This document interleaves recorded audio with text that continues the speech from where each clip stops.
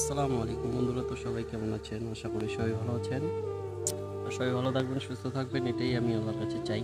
এখন সময়টা হচ্ছে ধান মানে কেটে নিয়ে আসার, বাড়িতে শুকানোর সময়। যারা ধান লাগিয়েছেন তারাই বুঝতে পারবেন, যাদের দিকে ধান লাগায় না তারা তো বুঝতে পারবেন না। তো আমি তো ধান শুকাচ্ছি, তার সঙ্গে সঙ্গে এই মালটাকে খাচ্ছি। আর এই মালের সঙ্গে আছে এরকম কিছু একটা ঝাল নুন টাইপের জিনিস। আর পিছনে চলছে আমার ধান শুকানোর পালা। দুইটা নেটে দিয়েছি আজকে, কালকে বাবা, আমি বাড়িতে ছিলাম না, বাবা কেটে নিয়ে এসছে 1 বিঘা মাটি। তো বাবা কেটে নিয়ে এসছে 1 বিঘা মাটি। তো এইভাবে খেতে কে কে ভালোবাসেন অবশ্যই আমাকে কমেন্টে জানাবেন, কমেন্টের আশায় থাকবো।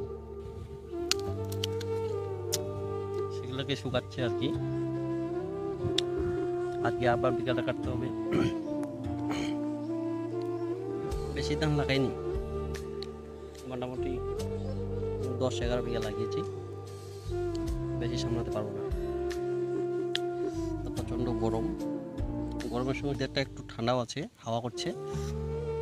তো তার ফাঁকে একটা ভিডিও বানাচ্ছি। সবাই ভালো থাকবেন, সুস্থ থাকবেন, আল্লাহ হাফেজ।